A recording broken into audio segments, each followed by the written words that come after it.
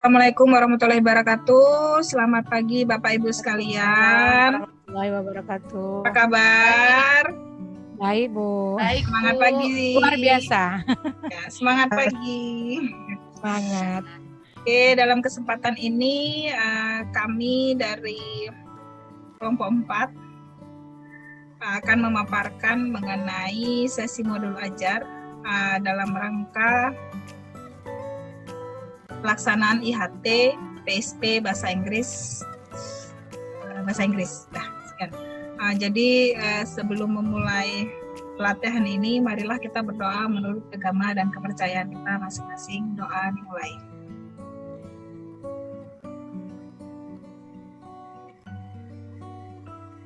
Doa selesai. Oke, baik Bapak Ibu. Dalam sesi ini kami akan memaparkan mengenai modul ajar. Modul ajar ini sendiri nanti tujuannya yaitu untuk menelaah konsep, komponen, prinsip, dan juga prosedur dalam penyusunan modul ajar.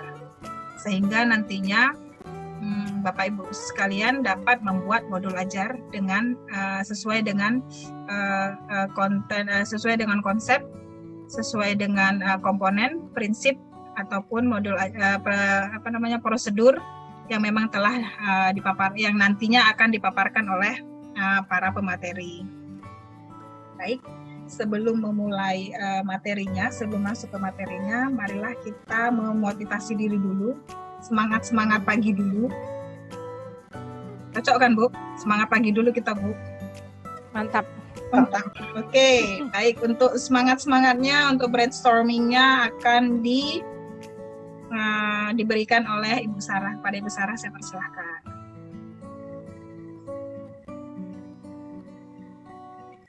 Terima kasih Bu Isma.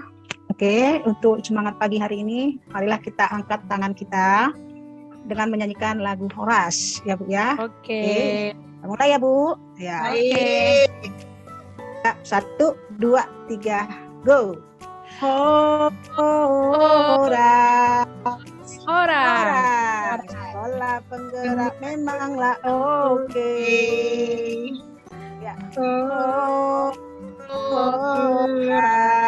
Horas. Singnya Pak dan memang the best. Oke. Horas. Semangat. Oke, baik. Brainstorming telah diberikan oleh Bu Sarah. Semoga semangat paginya masih oke, malah bisa lebih semangat lagi untuk mengikuti materinya. Baik, untuk materi yang pertama itu mengenai konsep dari modul ajar. Nah, untuk konsep akan dipaparkan kembali oleh Ibu Sarah. Pada Ibu Sarah saya persilahkan kembali. Terima kasih Bu Isma. Saya rasa semuanya masih semangat. Ya, di sini saya akan memaparkan tentang konsep modul ajar. Sebelumnya saya akan membuka slide saya. Oke, sudah nampak Ibu? Ya, nampak Bu. Sudah nampak Bu? Oke, di sini saya memaparkan tentang modul ajar kita, di mana agenda sesi ini dalam modul ajar terdiri dari 4, yaitu konsep modul ajar, yang kedua komponen modul ajar, yang ketiga prinsip penyusunan modul ajar, yang keempat prosedur penyusunan modul ajar. Di sini juga kita telah mempelajari, yang saya ketahui bahwa modul ajar secara umum adalah merupakan salah satu bentuk bahan ajar yang dikemas secara utuh dan sistematis. Di dalamnya memuat seperangkat pengalaman belajar yang terencana dan didesain untuk membantu peserta didik menguasai tujuan pembelajaran yang spesifik. Kemudian di sini saya juga mengetahui mengetahui atau mencari dari Google, ya, dari Google tentang modul pembelajarannya, dan mengatakan, yaitu si Bapak Winkel menyatakan bahwa modul ajar dapat diartikan sebagai program studi belajar mengajar, yang mana artinya sebagai satuan program terkecil yang dapat dipelajari secara mandiri, perseorangan, ataupun dipelajari langsung oleh siswa sendiri. Secara spesifiknya yang pernah kita dengar dari pembimbing kita, yaitu Bapak Dani, bahwa modul ajar adalah sejumlah alat atau sarana media, metode, petunjuk, dan pedoman yang dirancang secara sistematis dan menarik. Kemudian modul ajar ini juga merupakan implementasi dari alur tujuan pembelajaran yang dikembangkan dari capaian pembelajaran dengan profil pelajar Pancasila sebagai sasarannya. Lalu modul ajar ini juga disusun sesuai dengan fase atau tahapan perkembangan peserta didik, mempertimbangkan apa yang akan dipelajari dengan tujuan perkembangan dan berbasis perkembangan jangka panjang. Di sini juga ibu-ibu, saya menjelaskan kita juga perlu selaku guru perlu memahami konsep mengenai modul ajar tersebut. Kenapa? Karena dengan memahami konsep modul ajar ini, supaya proses pembelajarannya akan lebih menarik dan bermakna. Oke, itu saja paparan yang saya berikan kepada ibu-ibu. Mungkin masih ada lagi yang lain. Saya persilakan kepada Bu Isma untuk melanjutkan pemateri berikutnya. Terima kasih. Oke, baik, terima kasih Bu Sarah. Untuk yang kedua, materi yang kedua itu akan mulai, yaitu mengenai komponen dari modul ajar. Pada Bu Evita, saya persilahkan. Baik, terima kasih Ibu Isma. Bapak dan Ibu, kita akan lanjutkan materi kita yang kedua ya. Materi kita yang kedua adalah mengenai komponen modul ajar. Saya izin untuk share screen.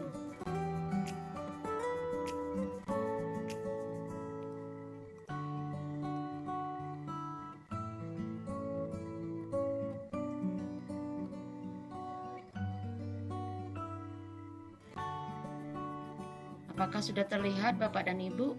Sudah Bu, sudah. Ya Bu, sudah. Oke. Ya, baik, terima kasih. Bapak dan Ibu, materi kita yang kedua adalah tentang komponen modul ajar. Ya, komponen modul ajar ini Bapak Ibu, ya, yang pada prinsipnya guru dalam satuan pendidikan diberi kebebasan untuk mengembangkan modul ajar sesuai dengan konteks lingkungan dan kebutuhan peserta didik. Yang kedua yang harus kita ketahui adalah modul ajar dilengkapi dengan komponen yang menjadi dasar dalam proses penyusunan. Komponen modul ajar dalam panduan itu dibutuhkan untuk kelengkapan persiapan pembelajaran. Nah, kemudian yang berikutnya, komponen modul ajar bisa ditambahkan sesuai dengan mata pelajaran dan kebutuhan dari guru tersebut. Nah, Bapak Ibu, di sebelah kanan Bapak Ibu ya ditampilkan sebuah infografis tentang apa itu komponen modul ajar. Bapak Ibu, komponen modul ajar itu terbagi 3, yaitu yang pertama informasi umum, yang kedua komponen inti, yang ketiga adalah lampiran. Nah, mari kita bahas satu persatu tentang komponen-komponen ini. Komponen yang pertama dalam modul ajar adalah informasi umum. Di dalamnya terdapat identitas modul. Sama seperti waktu kita membuat RPP di K13. Nah, juga seperti itu identitasnya yang diperlukan biasanya adalah nama penyusun, institusinya, kemudian tahun disusunnya, lalu jenjang sekolah, kelas, dan alokasi waktu. Selanjutnya, kita juga perlu memasukkan kompetensi awal. Apa itu kompetensi awal? Kompetensi awal adalah pengetahuan dan atau keterampilan yang perlu dimiliki siswa sebelum topik tertentu. Nah, kompetensi awal ini bisa merupakan ukuran seberapa dalam modul ajar dirancang. Yang ketiga adalah profil pelajar Pancasila. Jadi di dalam modul ajar Bapak Ibu bisa memasukkan profil pelajar Pancasila yang terdiri dari 6 profil, yaitu yang 6 itu bisa tidak harus semuanya, ya, tidak harus semuanya. Bisa kita masukkan beberapa saja, satu atau beberapa dari profil pelajar Pancasila, tapi intinya itu harus sesuai dengan kegiatan pembelajaran dan modul ajarnya. Selanjutnya Bapak Ibu, yang perlu diingat, 6 dimensi profil pelajar Pancasila itu harus saling berkait, ya, terintegrasi dalam semua mata pelajaran. Nah, ini dapat terlihat dari mana? Dari materi, ya, atau isi pelajaran, dari pedagoginya, ya, bentuk pengajarannya, kemudian mungkin ada kegiatan project atau assessmentnya, ya. Yang perlu kita ketahui adalah setiap modul memuat satu atau beberapa unsur dimensi profil Pancasila. Selanjutnya Bapak Ibu, kita juga memasukkan sarana dan prasarana. Nah, dalam hal ini yang merupakan fasilitas dan bahan yang dibutuhkan untuk merujuk, ya, untuk menunjang kegiatan pembelajaran. Nah, sarana itu apa? Sarana itu yang merujuk pada alat atau bahan yang digunakan. Sedangkan prasarana itu berkaitan dengan materi dan sumber bahan ajar, ya. Kemudian kita harus juga pertimbangkan ketersediaan materi yang disarankan mempertimbangkan kebutuhan peserta didik, baik dengan keterbatasan atau kelebihan, ya, apa adanya. Jadi bukan apa dibuat-buat, ya, seperti apa adanya. Kemudian yang berikutnya Bapak Ibu adalah target peserta didik. Dalam hal ini kita harus mengingat ada 3 jenis target yang mungkin kita harus hadapi di dalam pembelajaran. Yang pertama adalah peserta didik reguler atau tipikal. Ini yang umum, tidak ada kesulitan dalam mencerna dan memahami materi. Yang kedua, peserta didik yang kesulitan belajar. Yang ketiga, peserta didik dengan pencapaian tinggi. Nah, yang ini yang biasanya kita berikan pengayaan, ya. Sedangkan yang tadi yang di peserta didik yang kesulitan belajar, ini yang mungkin harus mengulang atau remedial. Nah, yang selanjutnya Bapak Ibu, model pembelajaran. Nah, model pembelajaran yang dimaksud di sini adalah model pembelajaran yang berupa model pembelajaran tatap muka, pembelajaran jarak jauh dalam jaringan atau kita kenal dengan PJJ daring, atau pembelajaran jarak jauh di luar jaringan, PJJ luring. Atau yang campuran Bapak Ibu yang biasa kita kenal dengan blended learning, ya, dia bisa daring dan kombinasi dengan luring. Kemudian yang berikutnya Bapak Ibu, kita masuk ke komponen inti. Nah, di dalam komponen inti apa aja yang termasuk di dalamnya? Yang pertama, tujuan pembelajaran, ya. Bapak Ibu masih ingat tujuan pembelajaran ini turunan dari mana? ATP Bu. ATP Bu. Oh iya, pas ya. Tepat sekali Ibu Isma dan Ibu Lina. Ya, tujuan pembelajaran ini turunan dari ATP atau alur tujuan pembelajaran. Nah, tujuan pembelajaran ini intinya harus mencerminkan hal-hal penting dari pembelajaran dan harus bisa diuji, ya, dengan berbagai bentuk assessment. Kemudian tujuan pembelajaran ini bisa dalam berbagai bentuk, bisa pengetahuan, bisa prosedur, pemahaman konsep, pemikiran, penalaran keterampilan, kolaboratif, dan strategi komunikasi. Nah, bagian yang kedua di komponen inti Bapak Ibu adalah pemahaman bermakna. Mungkin ini istilah yang baru bagi kita. Apakah itu pemahaman bermakna? Pemahaman bermakna adalah informasi tentang manfaat yang akan peserta didik peroleh setelah mengikuti proses pembelajaran. Manfaatnya, apa manfaatnya nanti setelah peserta didik terapkan dalam kehidupan sehari-hari. Contohnya begini Bapak Ibu, manusia berorganisasi untuk memecahkan masalah dan mencapai suatu tujuan.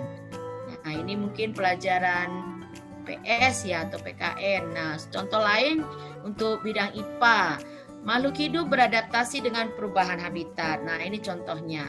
Jadi kita perlu memberikan pemahaman bermakna di dalam pembelajaran kita ini. Kemudian yang berikutnya adalah pertanyaan pemantik. Nah, ini juga hal baru ya, mungkin selama ini kita nggak melakukannya. Pertanyaan pemantik itu adalah pertanyaan yang dibuat guru untuk menumbuhkan rasa ingin tahu dan kemampuan berpikir kritis dalam diri peserta didik. Nah, ini contohnya ada di sini ya, Bapak Ibu nanti bisa baca di modul yang sudah dibagikan di LMS kita masing-masing. Nah, selanjutnya Bapak Ibu, yang menjadi inti dari komponen inti adalah kegiatan pembelajaran. Nah, ini diurutkan ya dalam bentuk langkah-langkah yang disusun dengan dituangkan dengan secara konkret.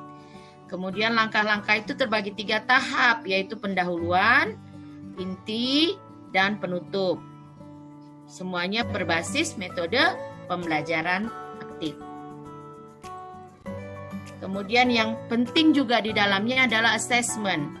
Assessment atau penilaian digunakan untuk mengukur capaian pembelajaran di akhir kegiatan. Nah, jenis assessment yang dapat kita lakukan itu ada 3 Bapak Ibu ya. Ada assessment sebelum pembelajaran atau diagnostik, assessment secara proses pembelajaran atau formatif, assessment pada akhir proses pembelajaran atau assessment sumatif.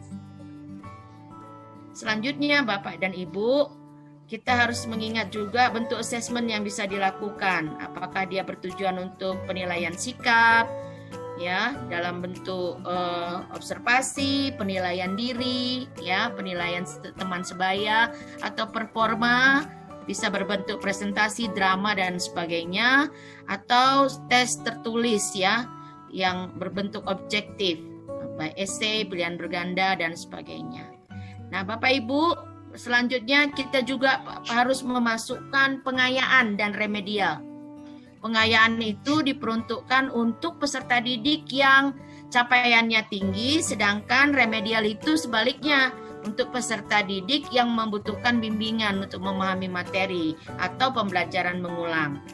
Ya, ini dirancang untuk saat merancang kegiatan pengayaan. Yang perlu diingat Bapak Ibu, harus mengenai diferensiasi. Contohnya itu lembar belajarnya atau lembar kegiatannya itu berbeda dengan yang disampaikan di kelas. Nah, bagian terakhir dari komponen modul pembelajaran, modul ajar Bapak Ibu adalah lampiran. Dalam hal ini yang perlu dilampirkan adalah yang pertama lembar kerja peserta didik. Ya, kita sekarang ini sering istilahnya disingkat ini LKPD. Kalau dulu itu LKS ya Bapak Ibu, lembar kerja siswa. Nah, ini tujuannya untuk peserta didik, bukan untuk guru. Bisa diperbanyak sesuai dengan keperluan. Yang selanjutnya yang kita perlu lampirkan adalah bahan bacaan maksud saya, bahan bacaan guru dan peserta didik. Nah, ini bisa jadi acuan juga ya sebagai pemantik sebelum kegiatan, pada saat kegiatan, atau pada akhir kegiatan. Bagian yang ketiga itu adalah glosarium. Glosarium itu adalah berupa kumpulan istilah-istilah dalam suatu bidang. Ya, kita disusun secara alfabetikal, kemudian dilengkapi dengan definisi dan artinya. Ya, glosarium itu kata-kata, kalau istilah sehari-harinya kata-kata sulit gitu Bapak Ibu yang diurutkan ya secara alfabetikal. Kemudian bagian yang terakhir adalah daftar pustaka Bapak Ibu. Semua sumber-sumber referensi yang kita gunakan untuk menyusun modul ajar kita buat di dalam daftar pustaka. Nah, jadi seperti inilah komponen dari modul ajar Bapak Ibu. Nah, sebelum kita melanjutkan, ini ada kesempatan bagi Bapak Ibu Mungkin ada di antara Bapak Ibu yang mau bertanya atau memberikan pendapat atau tanggapan sebagainya, silakan. Silakan Bapak Ibu. Oke, baik Bu. Untuk paparan mengenai komponen modul belajar, tadi ada yang saya perhatikan satu, yaitu pertanyaan sedikit aja mengenai paparan Ibu tadi. Kira-kira tuh apa yang harus diperhatikan dalam pengembangan modul ajar? Dari tiga, kan ada 3 komponen tadi Bu. Tapi yang krusial, yang penting sekali dalam hal pengembangan modul ajar itu kira-kira apa Bu? Terima kasih. Oke, terima kasih Ibu Isma atas pertanyaannya, pertanyaan yang bagus sekali, dan ini juga akan bermanfaat bagi semua Bapak Ibu. Pertanyaan Ibu Isma tadi apa saja yang harus diperhatikan dalam mengembangkan modul ajar. Jadi Bapak Ibu, yang harus dipertimbangkan, diperhatikan dalam mengembangkan modul ajar itu ada 2. Yang pertama harus sesuai dengan konteks lingkungan, ya, lingkungan belajarnya atau satuan pendidikan kita. Dan yang kedua harus sesuai kebutuhan belajar peserta didik. Jadi 2 hal ini harus kita perhatikan dalam mengembangkan modul ajar. 1 sesuai konteks lingkungan, yang kedua sesuai kebutuhan belajar peserta didik. Demikian jawaban dari saya Ibu Isma. Semoga dapat memberikan masukan baru ya kepada Ibu. Ya Bu. Bagaimana Ibu? Iya Bu, udah. Saya rasa udah pas memang dia peserta didik dengan lingkungannya itu yang paling krusial ya untuk pengembangan modul ajar ini, supaya dia nanti sesuai dengan tujuan pembelajaran yang diharapkan ya Bu. Iya. Ya, Baik, demikian terima Ibu kasih ya. Oke, terima kasih. Saya izin untuk stop share dulu ya.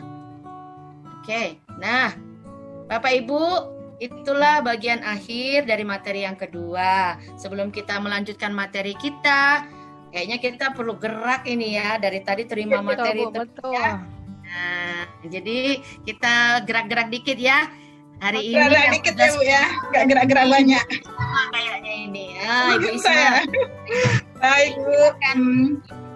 Ice breakingnya Bu, silakan Bu, silakan. Oke, untuk ice breakingnya masih seputar pelajaran kita, materi kita, pelatihan kita ini yaitu tentang profil pelajar Pancasila. Jadi ada 6, nanti kita simulasikan supaya mudah diingat, Ibu ya. Profil pelajar Pancasila.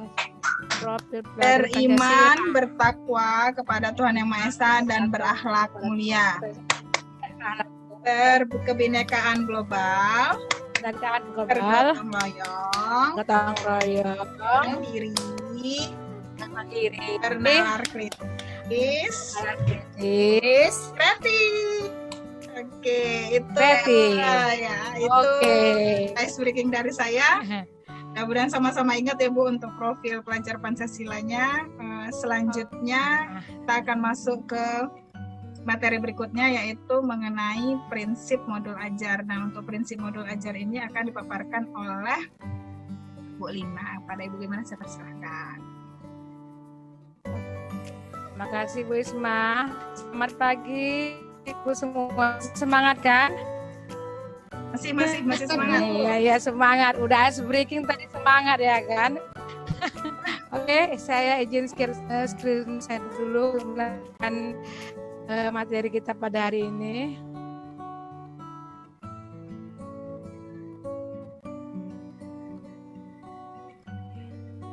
Ya.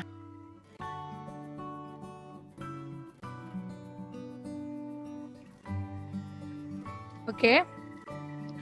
Bapak Ibu semuanya, beberapa pendekatan dari tahap perkembangan ini harus memperhitungkan beberapa hal. Yang pertama, karakteristik, kompetensi dan minat peserta didik di setiap fase. Karena di dalam modul ajar ini kita mengenal istilah fase ya Bapak Ibu semuanya.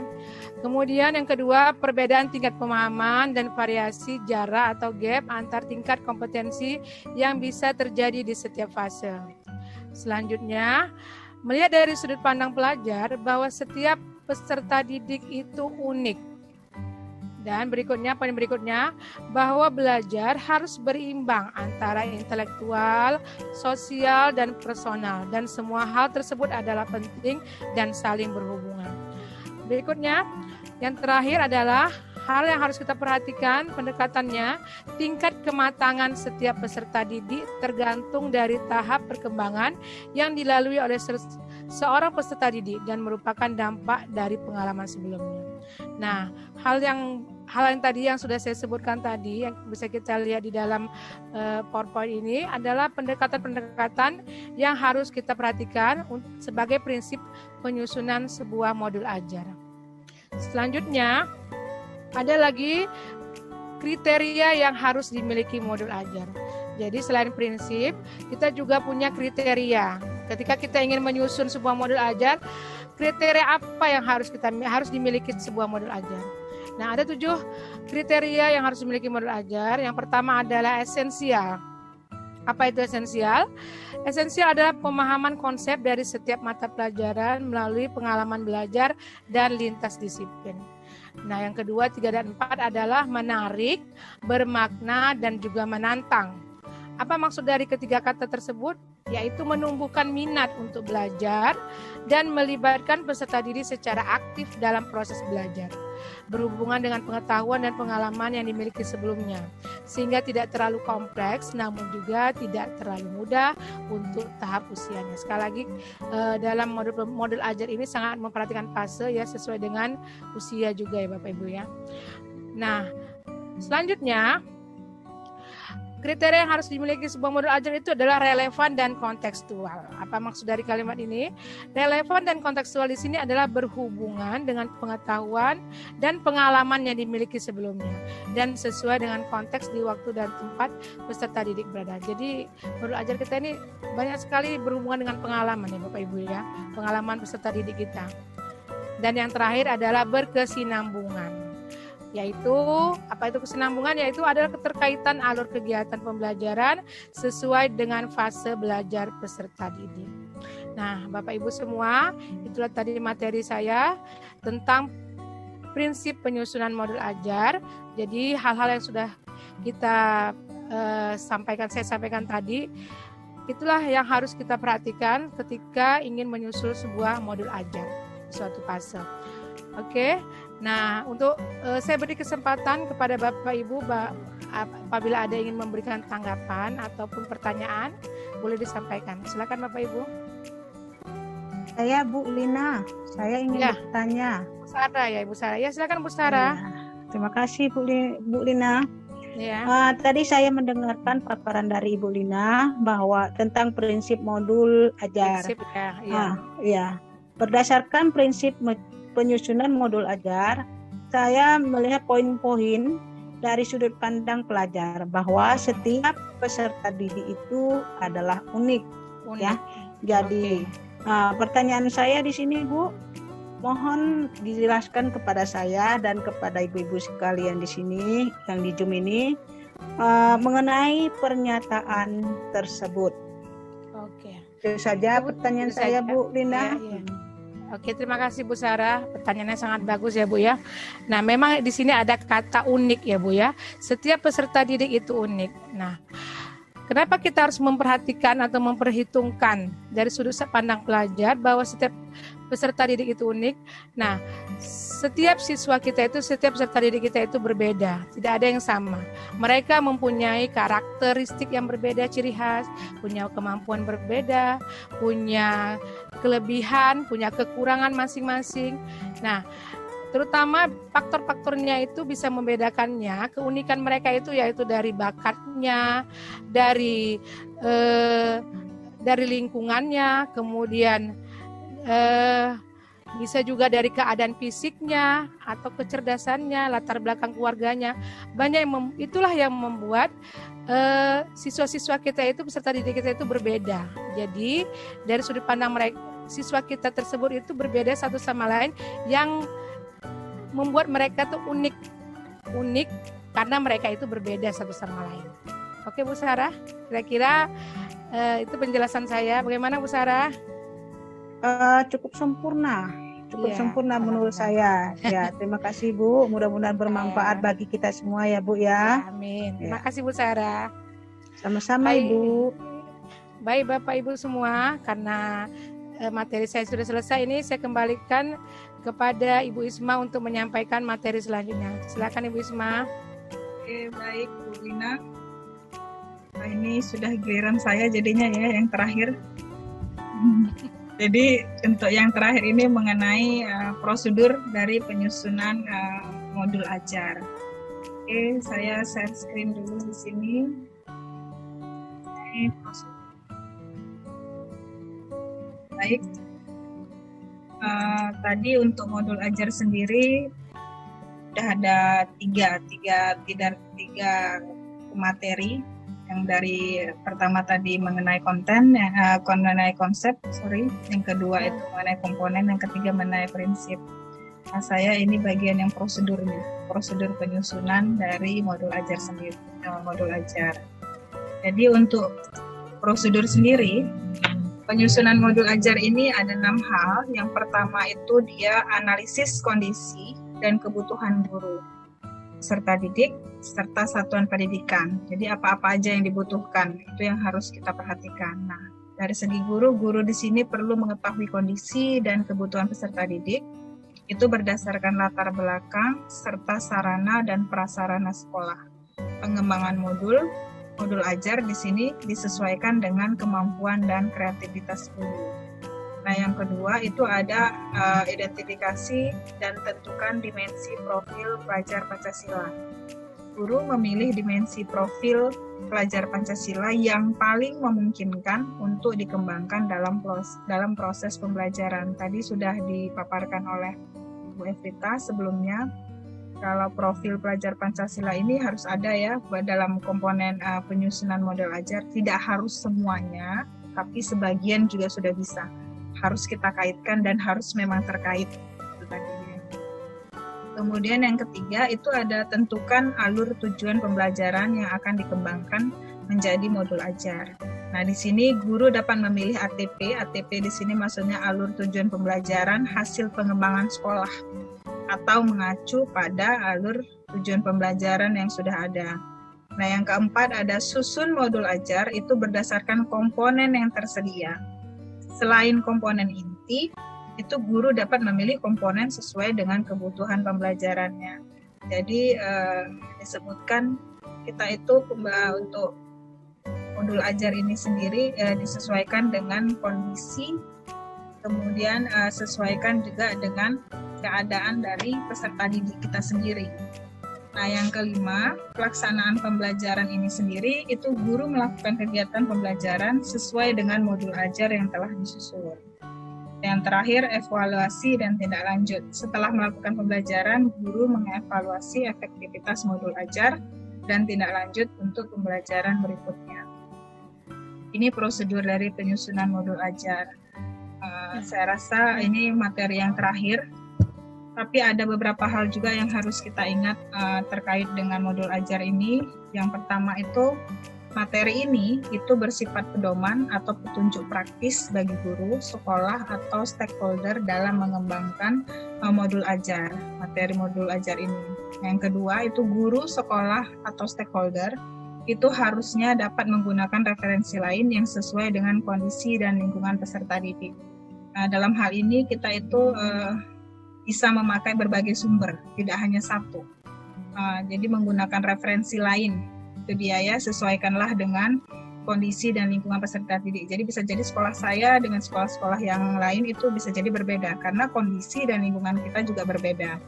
Nah, yang ketiga itu panduan ini itu lebih menekankan pada konsep, prinsip, dan prosedur dalam pengembangan modul ajar. Ya, tadi yang sudah kita paparkan memang ada 4 hal, inilah dia.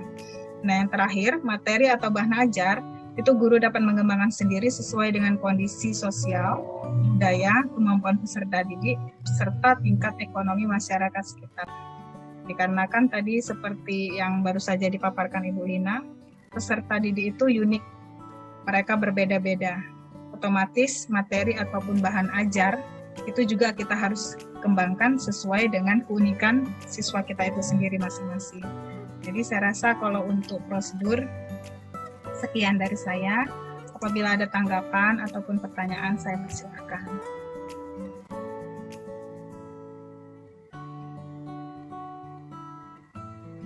Oke, kalau sampai saat ini mau bertanya ya. Baik Bapak Ibu, kalau tidak ada yang mau bertanya atau memberikan tanggapan, berarti inilah akhir dari sesi pertemuan kita pada pagi hari ini. Demikianlah penyajian yang terakhir di sesi ini. Kami berterima kasih kepada Bapak Ibu yang telah aktif di dalam pembelajaran ini. Semoga apa yang kita pelajari mengenai modul ajar di pagi hari ini boleh bermanfaat bagi kita semua. Dan selanjutnya Bapak Ibu, kami meminta Bapak Ibu untuk melakukan kegiatan asinkronus melalui LMS masing-masing, dan silakan dibuka dan dikerjakan segala tugas-tugasnya. Dan untuk pertemuan dan pembahasan atas materi yang kita dapat pada hari ini juga akan kita lanjutkan besok pagi di pertemuan sinkronus kita. Jadi terima kasih atas keaktifannya Bapak Ibu. Kami mohon maaf apabila ada kekurangan di dalam penyajiannya, dan biarlah itu semuanya boleh bermanfaat bagi kita. Dan sebelum kita mengakhiri, mari sama-sama kita berdoa sesuai dengan agama dan kepercayaan kita masing-masing. Berdoa dimulai.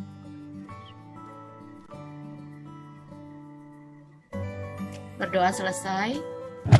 Oke, terima kasih. Selamat pagi Bapak Ibu. Sama-sama Ibu. Sampai bertemu besok lagi. Ya, sukses untuk semua. Kita foto dulu ya. Sesi Ya, foto Bu, ya, Bu. ya. Ya. Oke. Oke. Nah, disilahkan dipasang senyum yang paling indah untuk. Oke, 1, 2, 3. Sekali lagi, gak bebas. 1, 2, 3. Oke, terima kasih Bu Ibu. Ya, terima kasih.